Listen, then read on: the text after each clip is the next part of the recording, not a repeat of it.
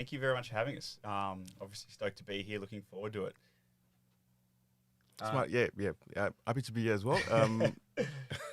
Cool. Yeah. So Smartify essentially is a personal shopping assistant that, in really one word, just gets you the best price for things that you want when you buy them online.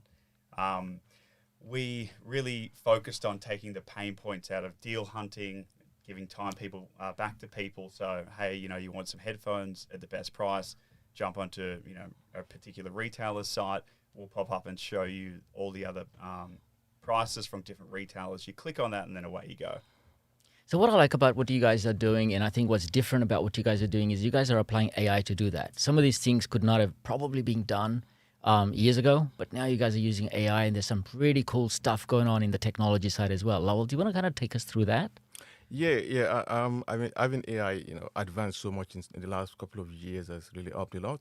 Giving us the opportunity to try and solve problems that would be probably more difficult 10 years ago, to try and solve. We use AI in a few parts of of our product currently. So one key aspect is being able to try and find similar products and match them. We look for identical ones and we look for similar products as well. So identical in terms of same product, and that gives our users the opportunity to look at, okay, what is the price differences that they can find for a particular product in the market. It gives you the chance to save money, and at the same time gives you opportunity to find more variety. One key part of that is giving users the ability to discover brands and products that they never knew existed in the first place. Say for example, you're trying to buy a specific headphone or cell phone. You might find new brands. You might find a product that's closer to it, probably in features and functionalities as well. So the other part the other thing we use AI for currently is we try and use AI to try and extract data from different sources. So we're thinking, there's a lot of data we have to deal with. We're looking at potentially getting to like 500 million products. In terms of product extraction that we have in our space. So we're thinking AI being a tool that gives you ability to sometimes map data, to identify different data types that you're looking at, that would give us some more leverage, to try and do that faster. Yeah. But I'd say, at least non-technical, looking at what you guys do, AI is definitely not the silver bullet. I think when we started looking at AI, I was like, yeah, it's going to solve all the problems and it's going to be easy and you just roll out AI and deploy it, done. I think that's definitely been at least an observation of what you guys work through that stuff. Yeah, and I think at the beginning as well, when we did our planning, brainstorming, we go like, oh yeah, I should solve everything. But when you get into the real stuff, you find the devil is always in the details. So you go, okay, you need a bit of AI sometimes. You need human intervention as well. What we think works best in our case, because of the nature of the type of data that we deal with, in this in the retail space, is more of being able to bring in human, intelligence as well and AI as well. So when you bring human intelligence and AI together, you get far more better results, than just relying on AI on its own. Yeah. Yeah. I think knowing when not to use it. Definitely, yeah. Yeah, sometimes AI doesn't work. Yeah. Because I think that the product comparison, price comparison piece is not all that it does. So, there's the brand promotions that we talked about. Then there's, where AI is not applicable, say fashion with, with a model, with a particular lighting. If there's grey background, the AI struggles there. So in that sense, we enable the user to just follow the product. And then when the price drops, they'll get an alert. So it just sort of cleans that up. And then things like, if you go to the checkout, it'll automatically pop up and then test and apply promotional codes. Again, AI is not used there because it doesn't really need to be used there. But for the user, it doesn't. Who cares, right? As long as you're saving me money and saving me time. So what stage is your startup at the moment? So we're fully deployed in market. The main part of the app is really as a Chrome extension, and we're going to roll out to Safari soon. So extension is essentially like an app for your browser. So that's in market, currently undergoing marketing activities, trying to find our way to lower the customer acquisition cost and get people on board. The website's also up and running as well. The website, one of the early learnings was, people need to build trust with a new piece of technology. So our website was probably a little bit too static. What we've been doing the last couple of months is decoupling a lot of the features hidden within the extension and bringing that out to the website. So currently, if you jump on the website, you'll see just a list of promotions. But stage 2 is bringing products that are on discount, and then enabling product search, and then bringing price comparison onto the website, enabling you to sign up and just be able to say follow 5 or 6 products, and they'll let you know when the price drops and all those. So Dallas, tell us, why is this the next big thing? It's the next big thing because I believe people are so time poor now. Our attention span's got to be, I don't know, half a second or maybe 1 second before we just lose interest in the thing. So with shopping and deal hunting, we just see that people aren't really interested in deal hunting, even though it saves them money. So it's just leveraging, okay, how do we take the pain out of, searching best price, giving that time back to the user. So that's kind of like pretty much the frontier of what we're doing. It's like, trust Smartify to get you the best price. Don't worry about anything else. So that, in terms of our focus groups and sitting with users, is a massive pain point that's relieved. It's like, I don't want to really go and get the best price. I just want to trust that you can do that for me. And the way like tracking works on websites is, a lot of times you'll see a product and you'll buy it, and then the tracking of the ads will follow you around, and you'll see that same product popping up, like, I already bought this, and then a lot of the time the price is actually reduced. So it's kind of removing that frustration there, or that buyer's remorse. So that, I think, is kind of one part of it. The other part is, just essentially like, people love technology. So how can we bring technology in and help retailers target users in new ways, and also give people something that's pretty cool and pretty nifty to use.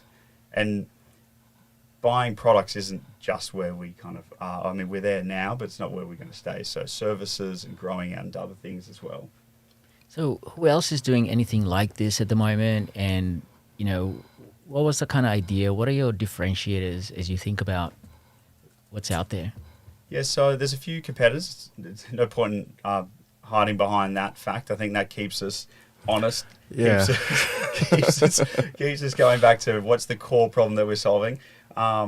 Namely, honey would be kind of the North Star in terms of like who we measure ourselves against. They were required by PayPal about 9 months to a year ago for a staggering $4 billion, which I think we all just scratched our heads at that one. But, you can see why once you kind of get an understanding of Chrome extensions and how they work and the amount of users that they had. There's a few others as well. WikiBuy, ShopTagger. ShopTagger, I'd say, were probably more of a direct competitor to us. I think our main difference between at least Honey is they only do promotional code injecting at the checkout. They do some stuff with Amazon. ShopTagger, a bigger presence in the US. What we do is really come in and solve problems throughout the shopper's journey. So, if you think about where Honey comes in, they're just at the checkout. You see a widget pop up and you go, oh, great, I click a button and it injects a promotional code. That's your interaction with Honey. That's it. Then you go.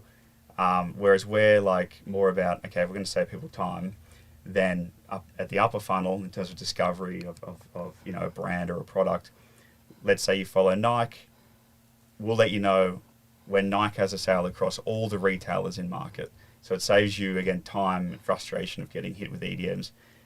No one's doing that. And then as we kind of come through the funnel, you got, obviously, I'm interested in a product. Well, I wonder if I can get it cheap somewhere else. So then we come in there as well. Or if we don't do price comparison, you can follow that. And then finally at the checkout, we do the promotional code piece as well.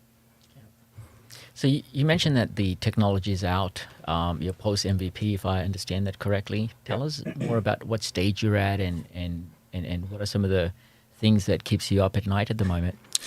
Yeah. I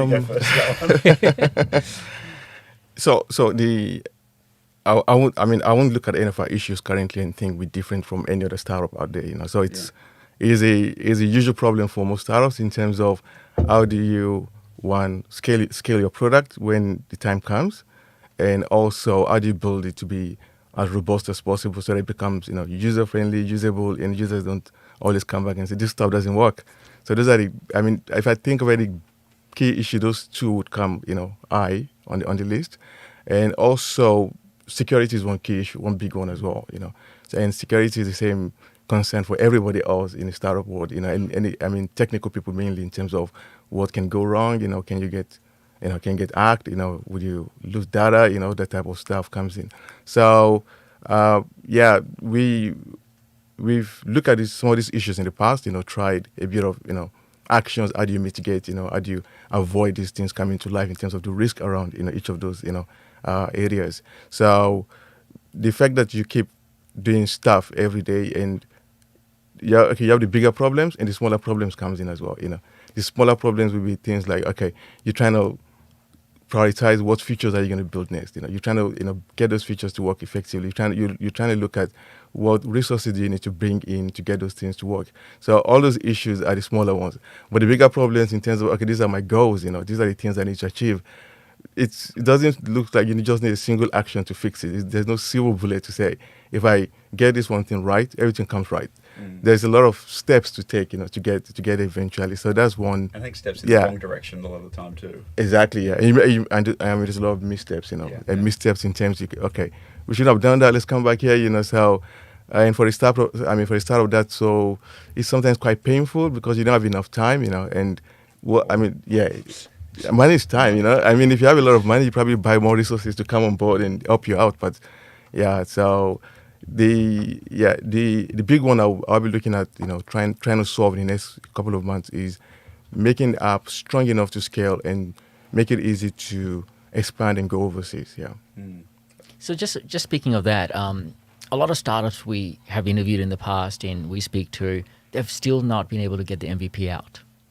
And you know what? Getting an MVP out the door and having actual users using it, that's a big deal. Yep. So I'm like, whoa, you guys are there. I mean, you guys are there. Like, you think about scaling the product, right? Yeah. I mean, we have like, many, like 10 times more, 1,000 times more that are saying, oh my God, only if I can get my product out the door. Yeah. I think with at least of those people, you just persevere. Thinking about the history as well, we got very lucky, So back then we started out and we were like, okay, let's try and see how we go for the next 2 months, And we push ourselves very hard. You go, luckily we had some decent talent back then that helped us out, So within 3 months we had a prototype that we could look at, and that gave us that feeling like, wow, this can come live, So, and from there on, it was easy to just keep, refining and building things on, I think we had missteps and we had so many issues we didn't get lucky at the beginning. We probably spent 6 months still whiteboarding stuff, maybe we'll go like, maybe let's try another idea, this might not work. So, but having that first lucky break took us, places, So when did you birth this thing? I mean, you're talking about the pregnancy, I get that. But I mean, when did you birth this? And tell us a journey to the birthing of this. Well, that's the point I was just going to make. It's 2.5 years, really, we've been working on it. So we listen to podcast shows all the time, and it's like, we built it, and then we raised, and and then it's fine, and now we're at 1 million users or 100 million users. You're like, no, actually, the pain point is like MVP, getting that off the ground, pushing through that. Okay, now we're kind of ready to scale up, but that's 2.5 years, and I think that journey was like very painful. So, I mean, what was your question? Sorry. Yeah, no, I mean, that's really it. I mean, I think, tell us more about, you mentioned it's 2.5 years. How long you've been MVP, how long you've been since launch and what's that like at the moment and how you guys are feeling about this? Yeah. Well, I think back then we've known each other for years and worked on, I don't know, half a dozen ideas that we threw serious time at. And then each one you almost go, right, we didn't even have to say it. It was like, let's just take it out back and shoot it. Like, it's like a wounded dog. You're like, it's time to put it down. So we worked through those. We got to a point where this one felt right. And I think 2 things on that was, one, knowing your dev skill set and what you're interested in and passionate about. And then it kind of fell very much in sync with what I was working on in a variety of different retailers, which is like pricing intelligence and deploying pricing intelligence tools, which is all about essentially manipulating, I use that word because I can't find another word, but dynamically changing price to reflect how many times users come to your website, or reflect a certain strategic objective, or build a basket size. So, let's say you want your milk very cheap because it brings people in, but we'll put the margin or the price up on a few other products that we know people buy with their milk to increase the total basket size and the margin. So I was doing a lot of that work, and I was like, well, there has to be something here pro-consumer. Like, where's the consumer journey and where's the consumer solution for that? That and my girlfriend was so sick of price or hunting for best price and sifting through promotional emails and notifications and deals and all that. Like, and we tried, I was like, there's probably something in that. So that's essentially the genesis of the idea. I think we were lucky getting partners on board quick as well, getting early talent in that helped. But again, like, you know, that you almost don't remember all the terrible times. It's like selective memory. Yeah, that's human nature, you know, and that like, helps a lot because you can go and do the same thing again. So true. Yeah. I'm actually trying to remember, like, because the missteps and like the months of lost time where you're figuring out your path, yeah, you kind of condense that and put that in a little box and away you go.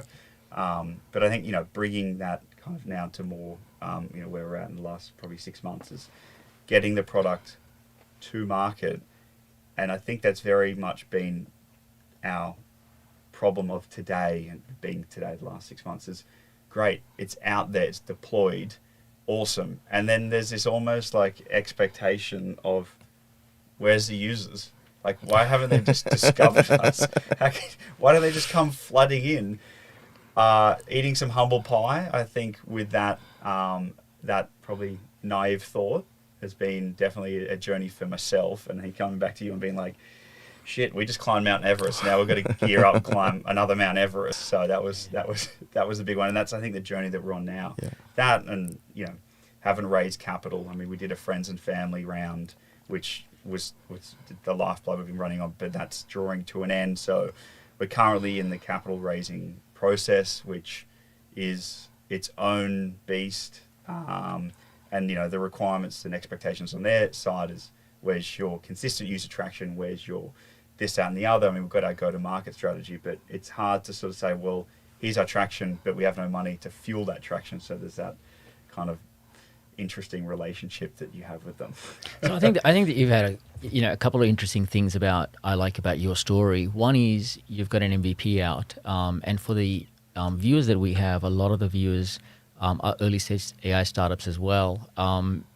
What would be one advice that you could give to the guys that you thought of? Oh my God, you know, these are the best advice you've gotten from mentors and advisors and incubators and accelerators and you name, you know, there's going to be a million of them, right?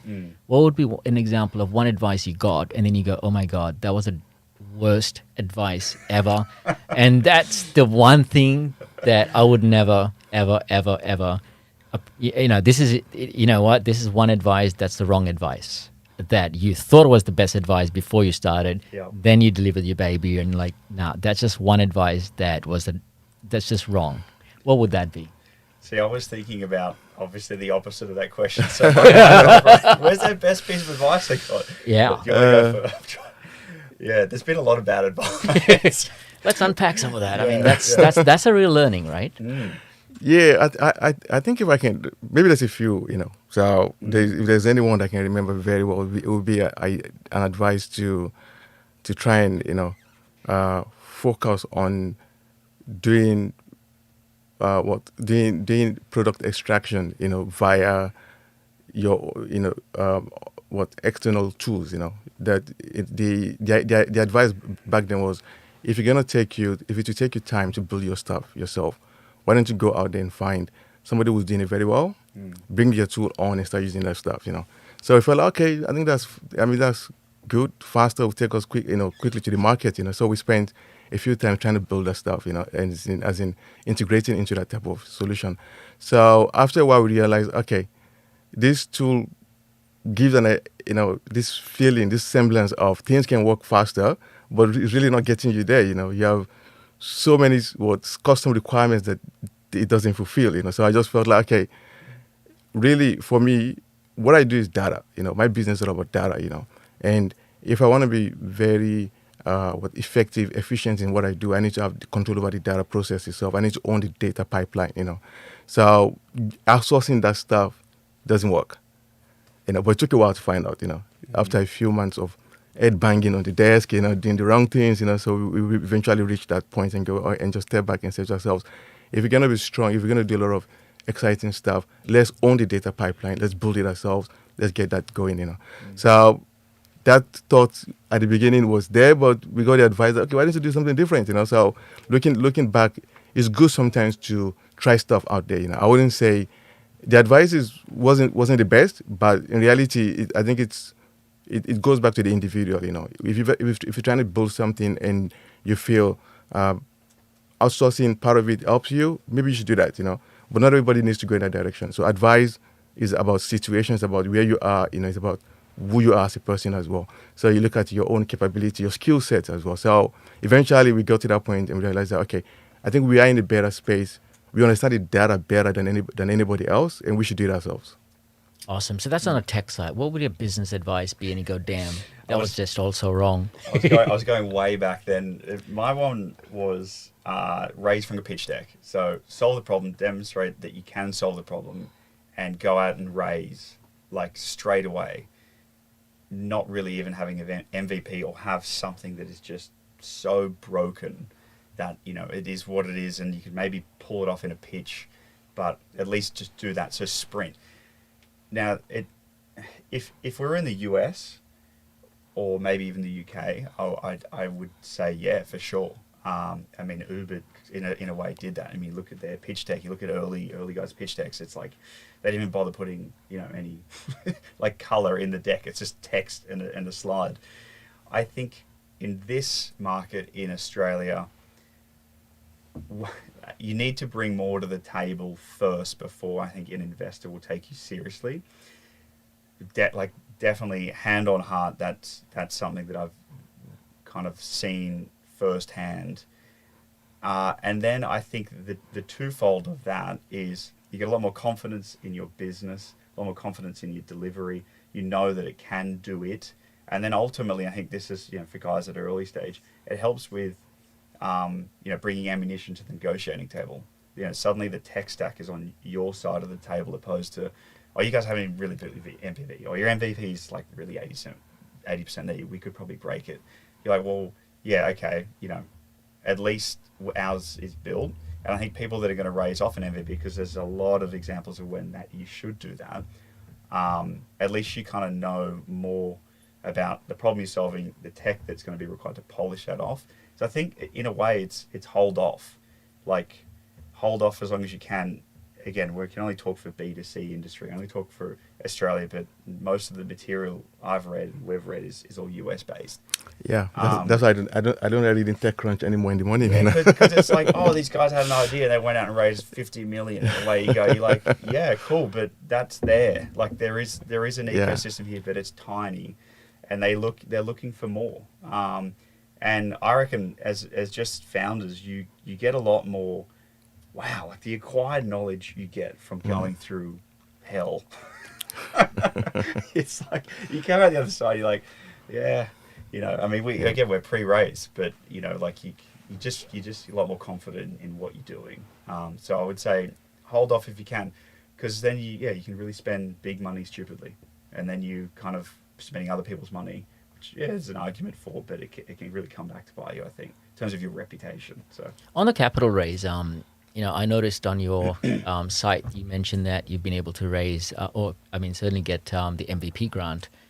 Talk us through that. Obviously that's a great add-on. And how's that been for you? Just walk us through the journey. Yeah, a great initiative by New South Wales government.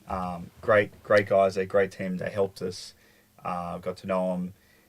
I don't know any other countries that are really doing that like that, and just a pure cash injection. Match funding, but it's 25 grand. It's funny because that's such a good initiative, and I feel like that more of that, building that network out, would help Australia become more of a tech hub. I like it. There's more that needs to be done, but in terms of that as a process, another kind of painful process that we got awarded it, but we applied twice. Yeah, so they're the things that people don't know. It's like, we got knocked back twice. And the second twice actually. Was it 3 times? Twice, yeah.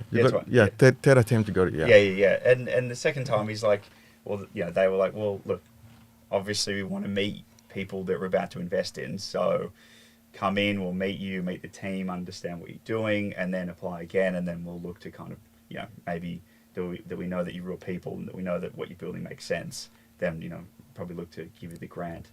That as a process, I would say, really read between the lines in the application process. I don't know if the process has changed or the questions have changed. They were looking to change some of those, but some of the initiatives that they will understand what their KPIs are and what they need to satisfy, because ultimately it's taxpayers' money. So you need to kind of read between the lines there. Jump on forums. There's some sites that I've found that help people apply. Just kind of do your research and understand, what does it mean? One of the questions we got was, how is this applicable to rural businesses? Well, how can we make it B2C applicable there? And don't bullshit that. Like, don't just say, yeah, it's everywhere, it's going to be amazing. Like, think about that as an actual business opportunity. Present that to them, and obviously, if you can, get some FaceTime with them. They're not going to they're not going to be able to reach out to everyone, but that helps. So then, the third attempt we applied, we got it, and it's as simple as that. They supply some funds, and you meet some milestones, and they supply the remaining funds. So it was pivotal for us. And what would be the kind of top 2-3 pitfalls you'd advise others, or what are some of the mistakes you think you made in your first and second attempt before you got it right? I think one of the feedbacks we got was talking about the way we spoke to how relevant the product or what we're doing is to New South Wales as a state. Yeah. Okay, we're giving you our money. What are we bringing back? Yeah, exactly. What are we bringing back to, in terms of, is it employment opportunities? Is it trying to create, a company that's vibrant, is going to be profitable? So those are the things. I think key areas we got feedback from on in terms of trying to fix that up. And the second part was also the way we spoke about that technology didn't really make sense to them at the point, because they said, okay, they want to see some kind of innovation, innovative thinking in terms of what you're trying to do. It has to be new and different in the market, because I think the thought process behind that is more of, we want to make sure that you're going to survive. You're going to bring something new out into the market, not something somebody else has done already, and you're just going to be trying to fight for market share. So I think those are the two key ones that really called out to me, and we went back, try and fix those things up, and I think it helped. I don't know if you have anything else.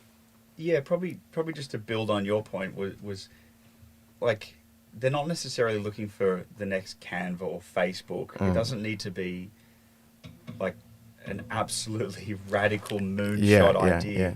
They're looking for a return on that investment.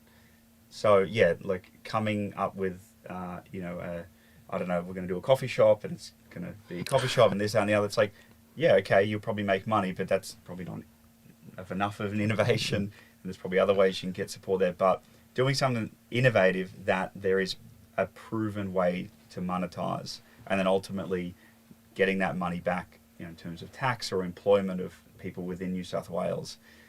I'd say that was the clear feedback. So, putting the business hat on, it's like, yes, there is a way to monetize this. You will get your money back, and we plan on employing people within New South Wales. Again, they're the government, so I think like demonstrating that, and not like, we're going to build Facebook 2.0 and it's going to make money off ads in 15 years and probably move to America. Yeah. So that's so. I mean, I get a lot of feedback from a lot of startups who are going, "Oh my God! I mean, it's only 25,000, really. I mean, and it's probably not worth the hassle." I mean, I come across a lot of that. Most of them haven't done it, right? But nonetheless, I get a lot of that feedback. A lot, probably more than people who've actually gone ahead and done the process. What's your takeaway from that process, and how? I mean, was it worth it? 25 grand is 25 grand. And if you're going to put in any more than, or up to 25 grand into your own startup, and then they're going to match that, then, I mean, that's a very simple math equation to run. And then, I mean, I did consulting, and you get paid a great day rate. And I looked at it and I was like, well, what is this in terms of day and time commitment? And we can talk about death by like applications to startups, accelerators, which I think is a bigger problem. But in terms of this, that it has an instantaneous like monetary return if you get it. It's like, well, if it's going to take 2 days of your time, what's that? I don't know, $3 grand, $2 grand, $1 grand, $1,000 or $500, whatever you think you're worth in terms of your time. Look at it like that. If it's going to take you a week at night after you do all your other work, then chip away at it and just get it done. The thinking, they're not stupid questions in it. Like, okay, there's a couple that you'd say are odd and they're government required questions, like the rural business stuff. But the other stuff, it's good to think that stuff through, because ultimately they might not use the same language, but an investor wants to know those sort of, well, the answers to those sort of questions. They're going to ask that in their own language. So it all helps refine the message, the talking points, the kind of honing of the business strategy, the summary. I've used the notes from that application on several other applications. So I think that's probably the key thing, is if you're going to go through the effort, reuse that information. And I think that's the big one, is like probably a lot of people are going, shit, I got 5 accelerators to apply for. This one over here, it's only 25 grand, blah, blah, blah. Okay, well, look at it, do the work, and figure out how you can kind of modulate and pull out that content and put it in to answer that question. And I think that'll definitely help saving time. But I mean, look, if you're super loaded and you just got tons of money to throw at your idea and go for it, then yeah, whatever. But I mean, for us, we weren't sweat equity, our own money. So 25 grand, I'll definitely spend like a week pulling that together. So yeah. And how did you match the other 25? We both put in our own money. Yep. Yeah. So that was it. Yeah. That was kind of pre friends and family raise. So yeah, we kind of just took our savings and threw it into this big black hole. And then off it goes. Yeah. Yeah, it goes zzz, and the money's gone. Yeah. How long did it take to burn that 50 in total? We have been so frugal with spend, and I have to congratulate you on your, because dev costs are that's a big thing. Yeah, that's and you've that's been a big very good at explosion. managing that. Yeah. Yep. In terms of runway, if I remember very well, I think it was 4, 5, 6 months, to go to burn through the 50K, so I mostly, dev cost, some things, bit of testing for marketing as well, and that was it. Yeah, it was it was okay, marketing, before marketing. Yeah, sorry. Yeah. That was mostly there. Yeah. Yep. So yeah, like if you manage it effectively, and we weren't paying local salaries at full local salary rates, Yep. You can make that work.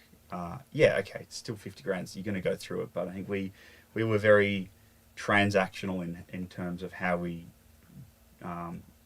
drew down on those funds. Yeah. So speaking of the next raise, you mentioned our friends and family, and you've been fortunate with that as well. Tell us about that journey, and how did you go from MVP MVP grant and then sort of moving on to the next raise? So MVP got it out. I think, again, to the earlier point I made around, it's released, users will flock to us. was definitely the big learning there. But either way, in a B2C space, I think unless you get lucky in Instagram or whatever, then you're gonna have to spend money. So that was the realization, and then the kind of the fact that we both personally were rapidly running out of money, like in terms of just living life outside of Smartify. It was like, well, we can't go out to dinner anymore. Can't do this. You've got a family. So it was like, this is what we're passionate about. We've thrown everything at it. There's some milestones that needed to be met on the dev side, and we needed to figure out the marketing story. So that's what we went to friends and family with. It's like, here it is. Here's the, and I think, again, to your listeners, this is great practice. Don't be like, oh, great, I can just ask, mum and dad for some money and they'll give it to me. I think go through the process of doing a formal pitch. Like we brought ultimately the Wales friend invested and my dad and my stepdad invested.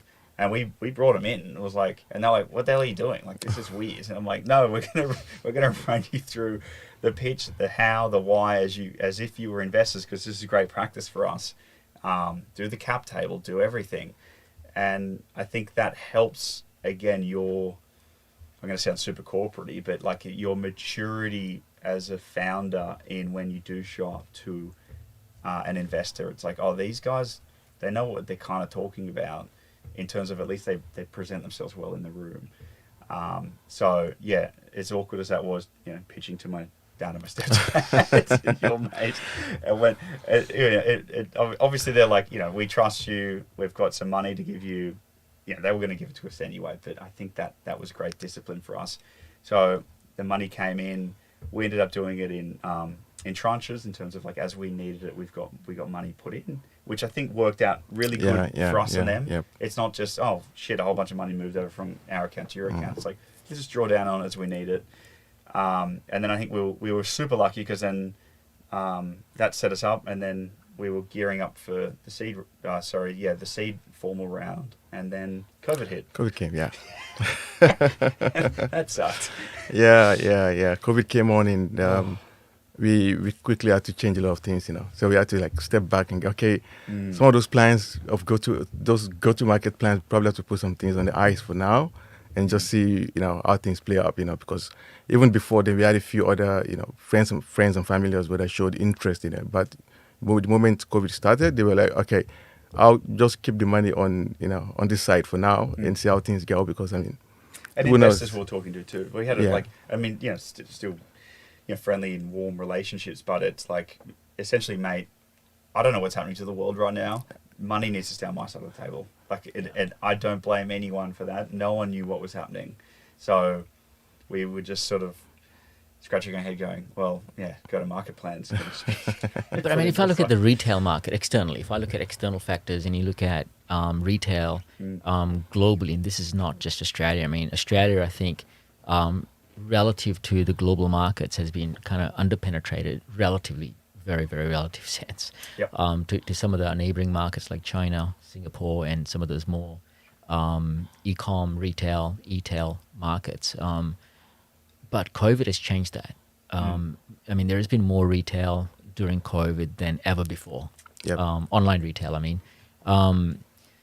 So I think externally, I think there has been a massive boost in retail, and I mean, I can understand how investors may be feeling just for that moment.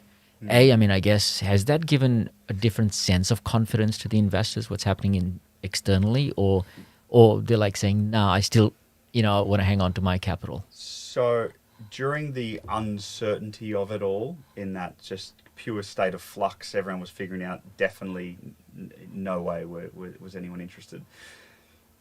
And then once, the kind of relative calm came back, and then things started going back to normal in terms of purchasing behavior, yes, and tenfold.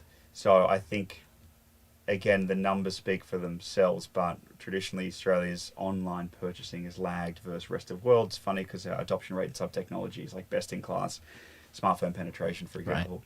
But people like to go to the mall here. they like to go to Woolies and Coles in person. So there's been a traditional lag there.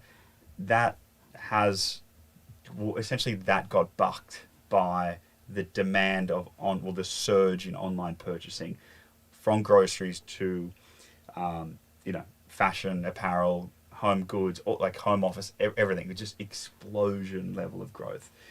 I think that's also part of the Afterpay success story as well. And then good on them, they rode that wave, and they continue to ride that wave. I think what's been good, at least, is people have seen that growth and that sustained growth. For us, at least, I think a lot more people are now comfortable to repeat purchase online. So now it's kind of, the waters are settling. I don't think you'll see that trend kind of go up then back down. There'll be obviously a correction, but people now, are used to purchasing online, and online systems in terms of delivery and returns, the Iconic being probably best in class there, are are really good. Like they're really like world class. So I think people are like, okay, that's cool. So in terms of addressable market, in terms of investors coming back to the party, Yeah. definitely. Yeah, definitely. I think everyone's like, ooh, this online thing's pretty cool. And, you know, there's Afterpay and there's all these things and just boom, boom, boom. So, yeah, being a technology provider in that space, I think that it's good for us in terms of like investor interest. But again, it's like, well, what's your user traction story is kind of our problem to solve. So, yeah. And as you're thinking about COVID at the moment, how has that impacted you guys beyond perhaps the lack of capital just for that momentarily? Yeah, lack of capital, definitely. I Yeah. think that's most things. If there's anything else I'll think about, I think it's more of if I can go back a year ago, we had plans like, okay, we probably want to go check things out overseas, travel to some places and go find out things ourselves, so everybody's grounded at the moment, nobody's traveling, so that's one. What was your one place you wanted to go to?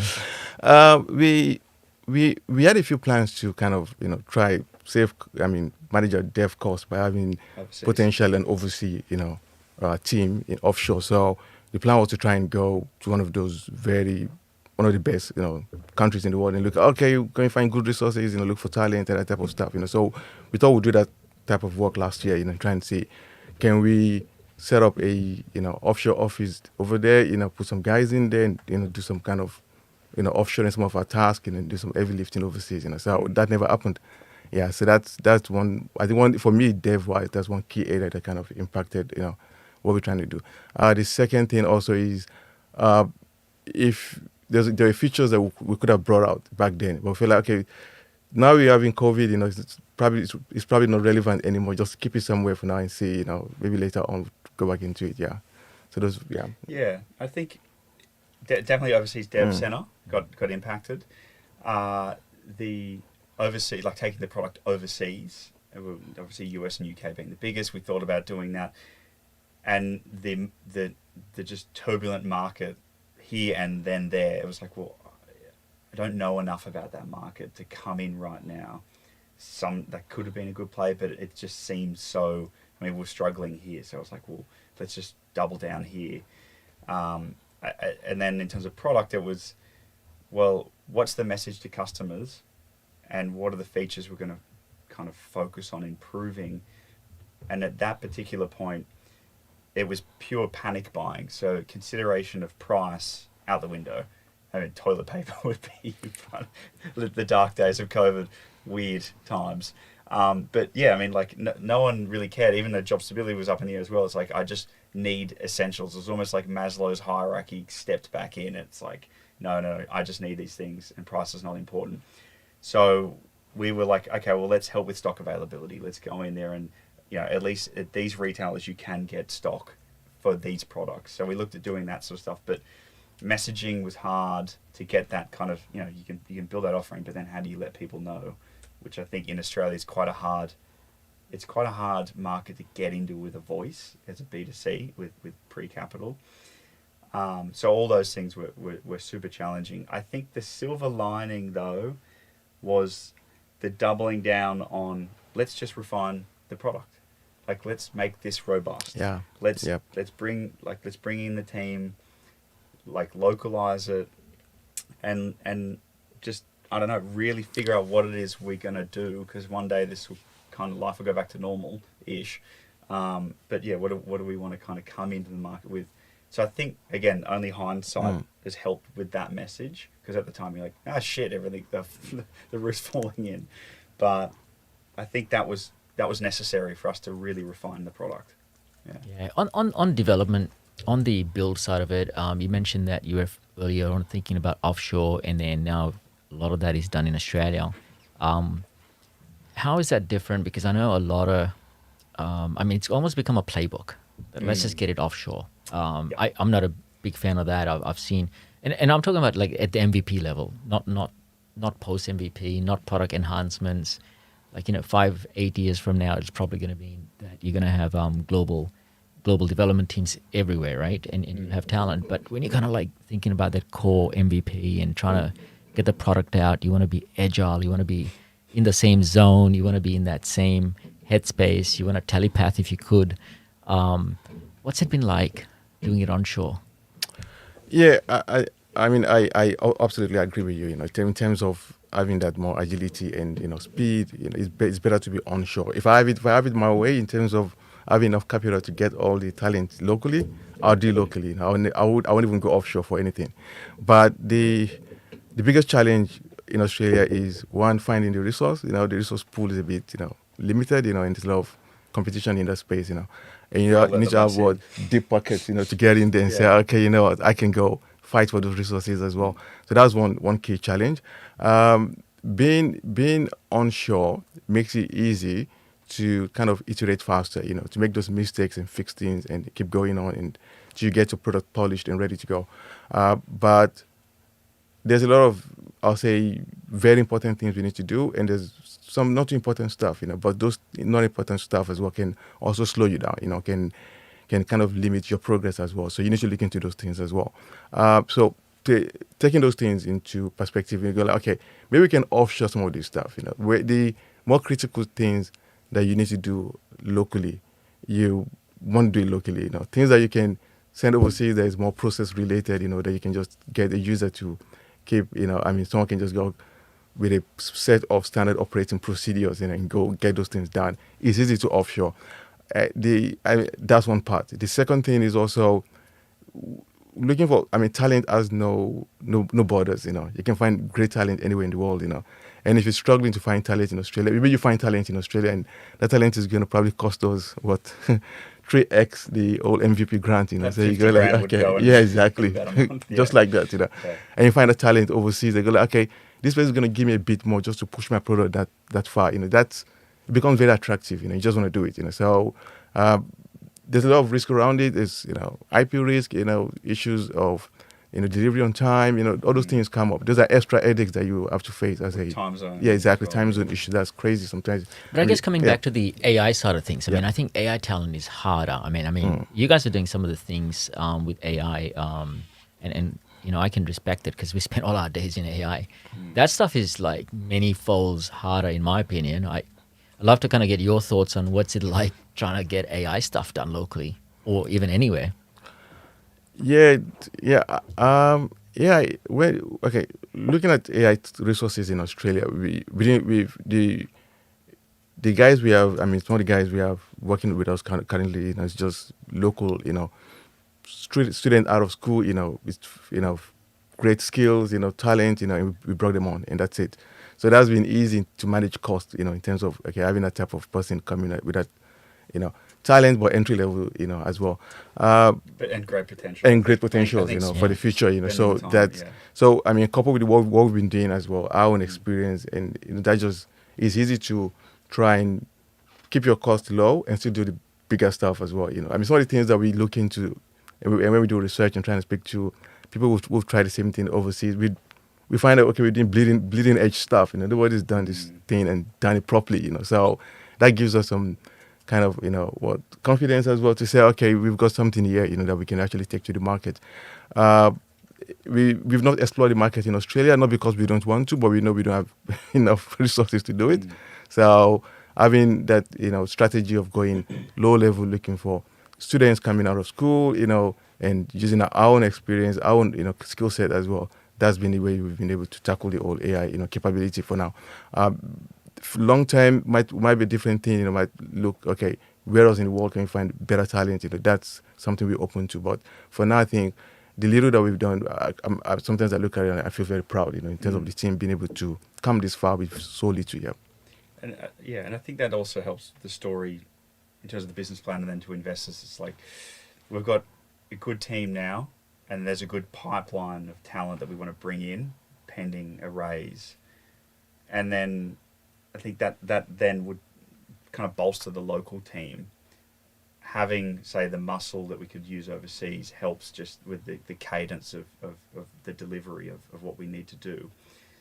I think in terms of setting up that if you got to start up as well, it is risky.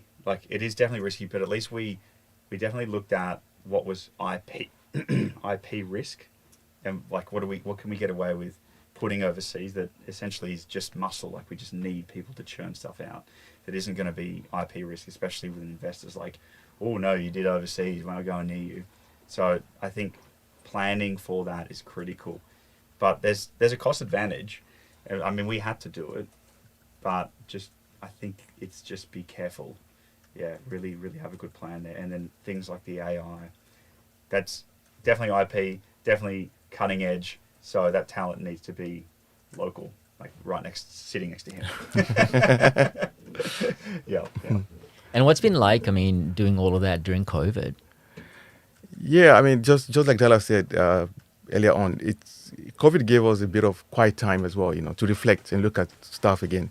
I imagine if we just went into the market in March and boom, everything went crazy, probably would have been more difficult, would have had more issues or more problems to solve. That's why I'll say COVID came with a lot of blessings as well, on the side. So one of the key ones is, of course, having that quiet time. We did a few more, effort locally to say, can we find talent here? Can we find good people to come and help us out? And every startup journey, it takes time. You go from step to step. You're not really sure of what will come next. And you have to keep experimenting, trying new stuff, trying to make mistakes, and learn from those mistakes. So for me, I think COVID gave me the opportunity to think of, okay, maybe I can build talent, pipeline locally as well in Australia without going overseas. One, and secondly, to also look at, okay, if you have a proper process in place, for trying to develop talent, you can use that effectively. Because I mean, what we do is most times is we get promising talent in, we try and train them to the Smartify way of to do things the Smartify way, and we've seen the results so far. We've seen the dividends being paid, and that's been very wonderful. Because I mean, we bring people in who are smart with good grades, we test them out on stuff, and they go, oh, this guy is actually it's a star, and we're happy because we're actually discovering people ourselves, So, and we've kind of gotten so used to it that we're thinking even long term in terms of our resourcing strategies. We definitely have that, that running, ongoing in terms of being able to continuously have that pipeline of talent coming in and using it to I think the worst thing at the moment is seeing good talent walk because we can't afford them.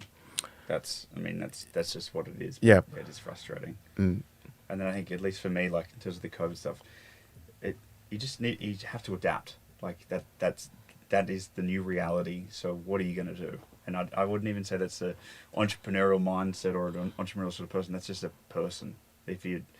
Whatever you're doing in life, something as major as that came in, it's like, well, you're going to have to adapt, rather from getting used to working from home, or getting used to now having to find a new job, or because what's the alternative? Like, just give up. Like, it's not. Yeah, I don't think most people would do that. So. So you guys have been at it for 2.5 years now. What's it like, the journey of not drawing big salaries and yeah, it sucks. But how do you keep your cool and every time I've met you guys we've laughed and but how do you keep it cool? I don't know to be completely honest. I think that you definitely give, like, it's funny how you take money away. If you're still happy and if you're still enjoying what you do, you still find happiness in your day, I think, by just achieving something within the day. So you can find that removing, I mean, ultimately money is materialistic stuff and obviously shelter and all that, but if you can at least get those fundamental things ticked and you're still enjoying your day, okay, I can't take my girlfriend out for dinner, I can't buy her nice presents anymore, but she's okay with that because we're on that journey together and my network is okay with that. So you do get used to that. There is a point though, and I think we're definitely coming to that point where it is like hard and it's just consistently hard. But I have it way easier than Lawal, who has a family, because I'm like, oh, it's so hard. I can't go and do this or that, as a normal guy growing up in Sydney that, all young guys do. And then you're like, yeah, I haven't gone and done anything for like a year with my family. So yeah, I'll probably let you do the honest, Yeah, better I answer. think. Yeah, I mean, no, I'm probably not too far from that as well. For me, it's more of what I've taken away is more of realizing that in life to be happy, you don't need a lot of money. You just need to have basic stuff. Basic in terms of I've got a roof over my head, I've got food on the table, and I can do what I love what I love doing most times. So that ability compared to being in a corporate, environment or working in a company somewhere, just I think that if I can quantify that or monetize that as well, that's something I got. Okay, I think the extra income that is missing is just that feeling of I'm gonna wake up in the morning and just choose what my to-do list looks like today, Yeah, and I'm gonna go do it. it's massive. Yeah. So that's one big part. Of course, there's always this pressure of okay, you need money for this, money for that. But having a very supportive partner as well helps me a lot. Because my wife sometimes goes like, okay, just do this your stuff. I'll give you a few more years. Then we'll talk. So yeah, and that's been very good in terms of being able to just cope and just keep going and looking at the big picture in terms of when you get there, where do you want to see this going.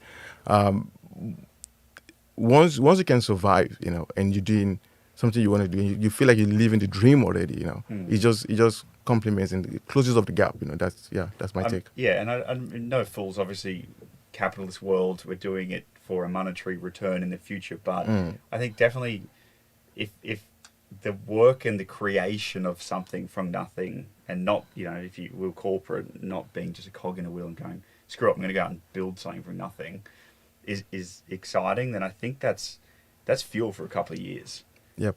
Obviously you need money to survive to an extent, but if you can let that fuel your drive and ambition, we've both drawn from that energy source for a couple of years.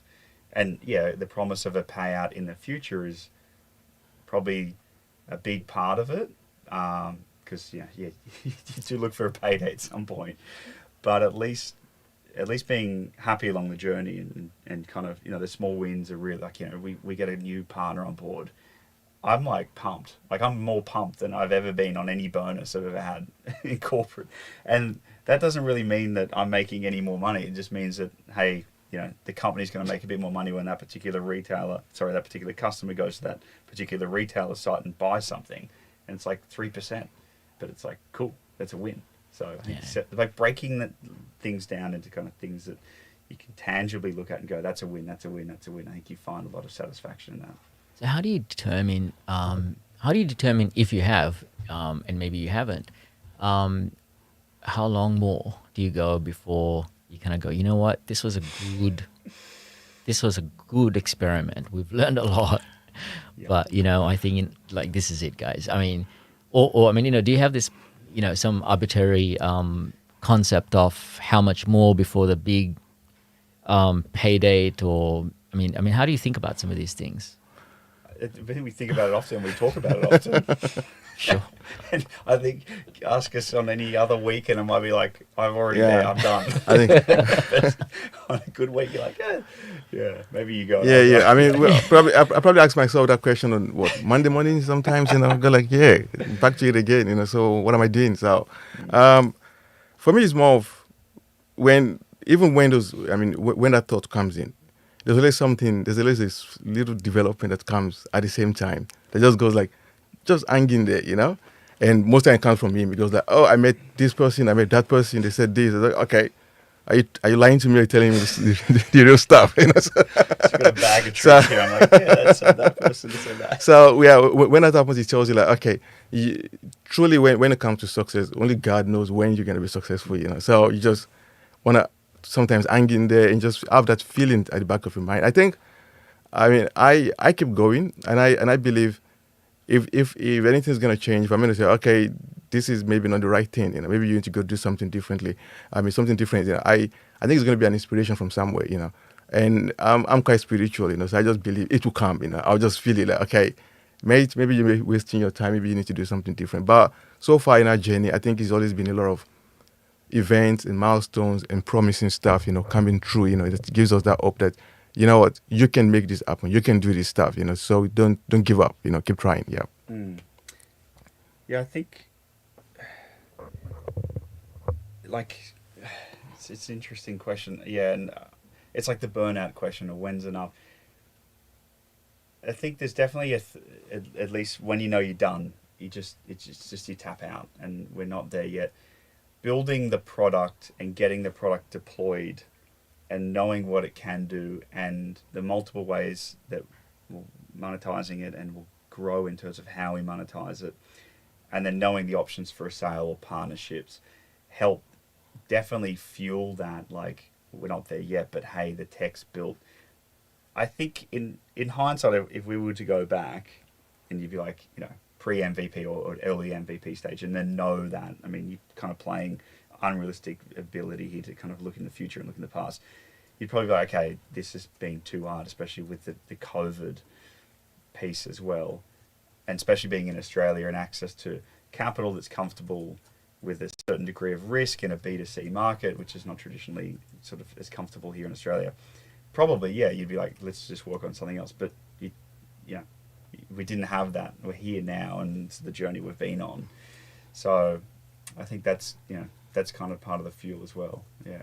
So one of the things I know we've talked about a lot is capital and capital raising. And, you talked about talent being a key priority. I guess one of the key things that most investors today are looking for is absolute talent. But more importantly than talent, is the people that are going to harness and bring the talent out. And that comes down to leadership. And the leadership is who you two are, right? The founders and the co-founders in this case. Tell us about your leadership style, and how is it that you're able to bring the best out of yourselves, and and what's your leadership style like?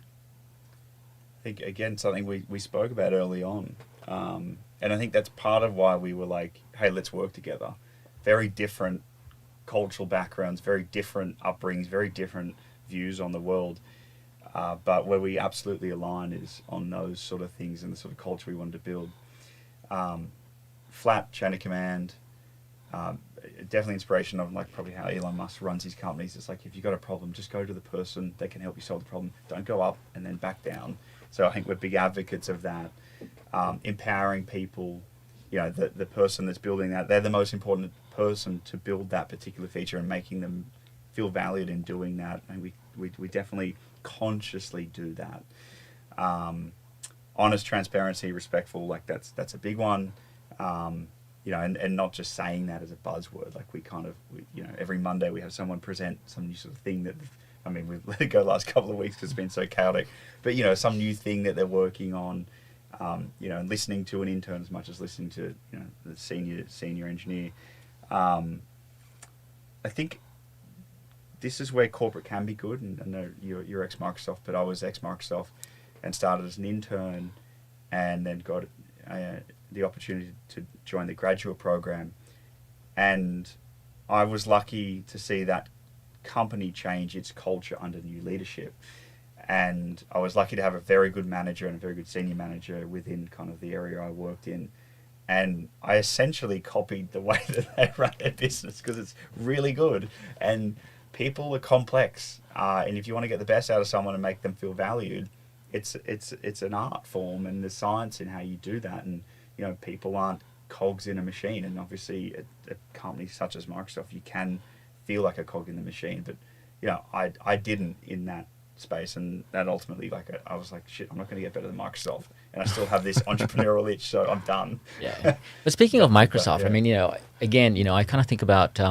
many of the values that you talked about, the leadership style, even some of the values you mentioned as well, kind of sounds very, very similar to what you and I have been very much a core part of. We talked about servant leadership, for example, as a style, unlike at autocratic or other startups. So servant leadership being key. The growth mindset. I think you've expressed growth mindset in some of the maybe not the words, but certainly you articulated many of the principles of that. How much do you think your current culture is an output and who you are is a result of a Microsoft, not because of Microsoft, but because of us being part of that? And how much some of the new things you've brought on board from other companies that you've seen being done differently? Yeah, I'd say I'd say firstly, like at least growing up, like still relatively young, I hope.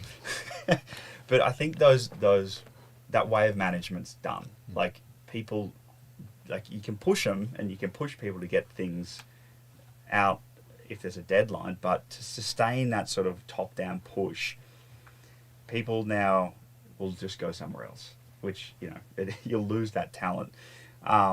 So that, I think that's just the current market that we're in. I think it's a very good thing. Taking skill sets from Microsoft, a massive part of kind of what I've probably consciously and unconsciously brought in, and, you know, seeing effective leadership deliver results and people have a good time. Wow, tick, tick, tick. So that I took. Then in the consulting years, looking at things not to do would be the big one. Because, you know, you see inefficiencies or you see disputes or you see kind of infighting, but then to be entrenched in that and trying to fix that in other roles I've taken outside of Microsoft, it costs the company, and, you know, companies that are large, they can afford that cost, but it's a huge cost, and for a startup it kills you, because then you're off spinning the wheels doing other, you know, focusing on dispute resolution internally. Like, why are we doing this? So I think seeing the worst side of it's big one, and then, you know, all of that rolling into, you know, team startup. You're like, well, what's modern management techniques, or, you know, how do you get out of the way of someone that's a gun at just executing, or, you know, an engineer or like a dev that's just like, oh, just leave me alone, I'll do this. Like, okay, I think the biggest thing is except what I've noticed in startups is like keeping people within the you can't see if you're listening, but the thing, when you go 10-pin bowling and they put the rails up, otherwise people just run off and they're like, oh, I made this new shiny thing. You're like, that's great, but we're not scientists. Like, there needs to be output for a direction. That's something that probably is a daily pain point. It's like, yeah, what are we actually building? Who's it for? What problems is it solving? That's definitely probably modern startup problem. I mean, when I look at it, I think more of my own experience, you know, working in different companies over the years. I took a lot of this I won't do if I was a leader. This I won't do. This I won't do. So I got like a long list of stuff. You know, so what would be the top 2 or 3? Top 3 is don't shut people down. You know, don't put them in cubicles and lock them up. You know, and say, do that. That's your stuff. 1, 2, 3, you're done. You know, I think that kills people faster. Yeah. I mean, apart from, people sometimes talk about, I mean, the remuneration of the package needs to be good. You know, that's always like, that's fundamental to me. Like, tick, you know, you get that in most companies, right? I mean, if you go to most of the big companies out there. But when it comes to having the environment you work in, you know, team dynamics, you know, the leadership is good, the mentoring, you know, the training, you know, all that stuff is not, that's the hard stuff, you know, that stuff is hard to find, you know, because, I mean, picking up a number and say, this is what I'll pay you is easy to do. But when it comes to being able to create and, you know, nurture an environment where people love to, you know, I mean, wake up in the morning and come to work, that's not something that everybody can pull off easily.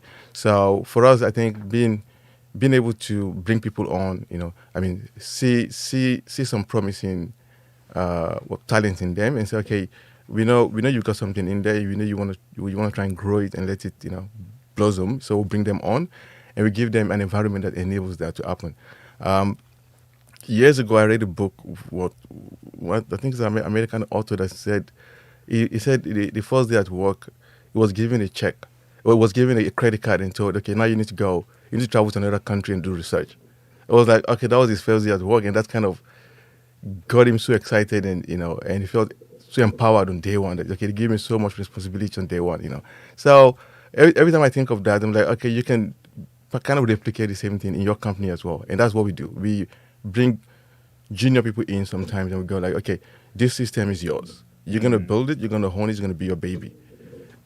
You see, they get overwhelmed sometimes at the beginning, but we then give them support. You know, we give them things to keep them going. You know, eventually you see them pick it up and they just love it. You know, they become so more excited, more passionate about this stuff.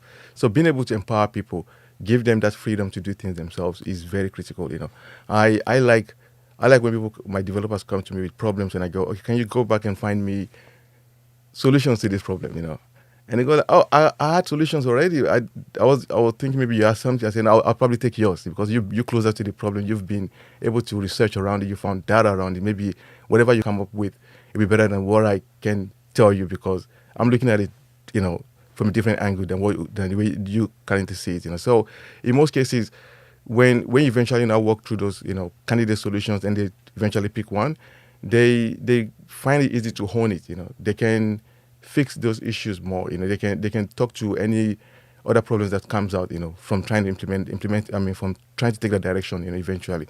So bottom line, that now turns into a kind of situation whereby people feel when they come to work, they're working for themselves.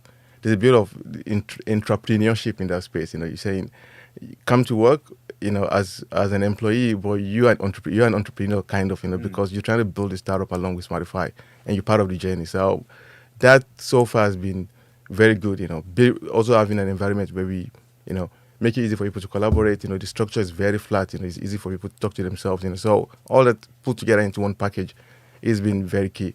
And the leadership style is just take it easy, do your stuff. I mean, we won't try to beat we will not try to beat the pressure. We'll try and bring the pressure from somewhere else, and that's from the market. They say, guys, we're trying to beat those guys. Don't let them beat us. So and they just get it. Yeah. I think by giving people that ownership, it kind of removes you from having to drive the deadline because they're proud then. And don't get me wrong, we've brought people on that hasn't worked. They're task-based workers. That's fine. There's the whole space for people like that. But, they move on. But if you can distill that sense of ownership in the thing, and then the threat is the market, it's so empowering to see, well, shit, now I'm versing the market for my baby that I'm now created. It's kind of self-fulfilling because then it's like, geez, we're all sprinting. And again, we take it easy, but it's like sprinting as well because everyone feels like, oh, I've got ownership of this. Oh, I didn't do that or that to that. So I think we've discovered that. We didn't come in with that. This is how we're going to run it because there's some elegance in how that's kind of come about. But yeah, I think we've just sort of seen that happen last few months. So we're coming at the top of the hour, and I have a final question for both of you, gents. 100 million. Well, I was going to come to that, which is what is your most important milestone for 2021? Do you want to go first? That would be going overseas and being having decent presence in a place like the US or in the UK as well. Those two countries, I think that would be key for us. It just gives us the opportunity to also kind of test things out, test it properly to say because if those two markets come on your side, it gives you an idea of where you play, where you stand. We've got our own little quadrant that we've drawn, and it's sitting there. It's just in-house, So we want to take it out to the market and go like, okay, where exactly you're sitting in this quadrant? Don't make things up, make it real. So part of being realistic is getting out there, going to the market where we think there's a bit of maturity compared to Australia, and seeing where we stand. Yeah. There's a lot of things that I need to do to make that happen. And so if I talk about scale and things that keep me awake at night, that's one of it. Yeah. Excellent. You're going to break. Dallas? I think definitely the capital raise because CEO, really responsibility of fueling the engine is on me. And if we run out of fuel, the party's over. So that's a big one. Pulling off a successful raise that we don't kind of sell the farm doing. But I think that's almost like it's necessary. But what I really want to achieve this year is definitely taking it overseas. But within that, at least for me, always looking at features and bringing features in. And my story to investors is we're releasing features, but what I'm building towards is what gets us organic growth. So what gets us oh, hey, you should just download this thing. It does this, this, and this. Or, hey, download this thing. It just does that super well. So, our CAC, our LTV, all that sort of stuff, we can build a business around that. But what I'm focusing on is what's that killer feature that people just go, shit, I want this. And then ultimately that gives us that organic growth. So, look, if we can do the capital raise overseas and start to see that And how much are you trying to raise? Your cap raise? It's such a moving target, to be honest. We've got a very great advisor who basically said, look, let's look at low, mid, high, low being kind of 2, high being a moving target at the moment, because pending stability of platform, which is any sort of teething problems, we're really ready to scale up team, turn on marketing, like in a sense of like, and obviously the questions with investors is like, well, if I just put 2 million in, what will I get? If I put 7 million in, will I get that and more and quicker? So we're modeling that out at the moment.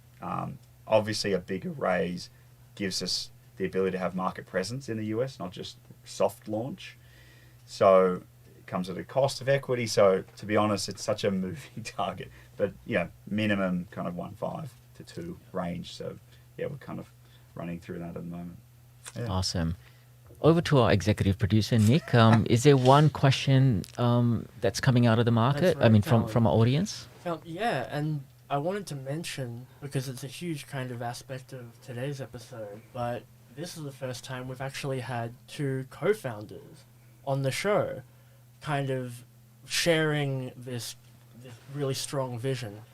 And along your journey, I think it would be great to ask, what, as 2 people doing this whole startup thing together, what are some of the strengths but also the biggest challenges you found sharing that kind of load? Because, I mean, clearly you guys are a dual package, and you guys are in together.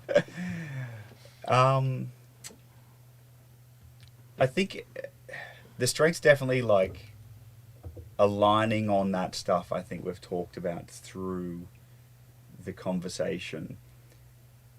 At least for me, I probably can speak, I can pretty much finish your sentences now, but like they're fundamental. Took a while, Yeah.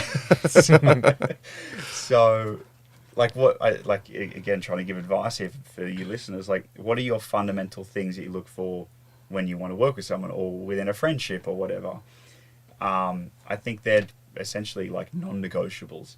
So if, you didn't care about nurturing talent and you were burning through developers just to achieve an outcome, I mean, there's a play for that. But I'd be like, well, I don't know if I kind of want to surround myself with someone that's just like tossing people out like that. And again, I'm sure the same. So like those strengths, find them. I think that, and we've found them and kind of talk through them. Weaknesses, yeah, I mean, we frustrate each other all the time. It's like, early on, I was like, dude, we're basically in a relationship together. It's like, I have a girlfriend and I have you. It's really weird, but that's it. So, up and down. Those frustrations, I think at least, and I'll let you kind of talk to that as well, but they stay in their boxes. So the things that annoy me about him, that's a siloed problem that rather it's just part of his personality or who he is, and that doesn't need to mean that we can't be great business partners. That's just who he is. So whatever, that's fine. And then things that maybe a more kind of broader, it's like, well, okay, we talk about it. We can actually have conversations. We've had arguments, but most of the time, we take the time to kind of cool back down and be like, hey, this is really annoying, or hey, what about that, or what about that? And I think that's good. We talk and we listen. But yeah, we're human. So.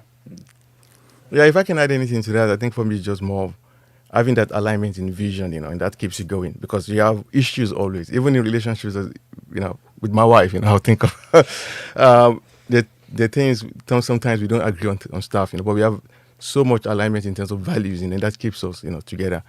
For me, when it comes to working with Dallas over the years, it's just more of if I can borrow from the golden circle concept in terms of what do you do as a company, how do you do it, and why do you do it. I think the why is very strong for, we just have that strong, alignment in terms of, okay, why are we doing this? We know it, and it never changes. It never changes, So having that constantly, in the center of, all our discussions and our focus as well, even when we have those differences or we take different approach in terms of strategy or tactics in approach, to doing stuff, it just brings it back to, okay, ultimately we're going towards the same direction. We might come from different angles, but we're still going to the same thing. So yeah, that's key.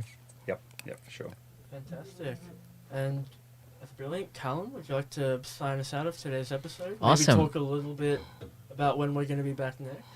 Awesome. Well, first of all, I mean, thank you, Dallas and Lowell, for the amazing powerhouse from Smartify.ai. I mean, wow, this format is probably not 100% fit, for the amount of content we can unpack in each one of the things. I'd love to kind of have you guys back in some format and find ways. But I think more importantly, good luck with your raise and good luck with trying to crack into the new markets. I'm super pumped and excited for you guys. And thank you so much, guys, for having been, for being on our show today. Thank you. Thank you. Yeah, thank you for having us. Yeah. Always happy to come back, and yeah, good luck with everything on your side as well.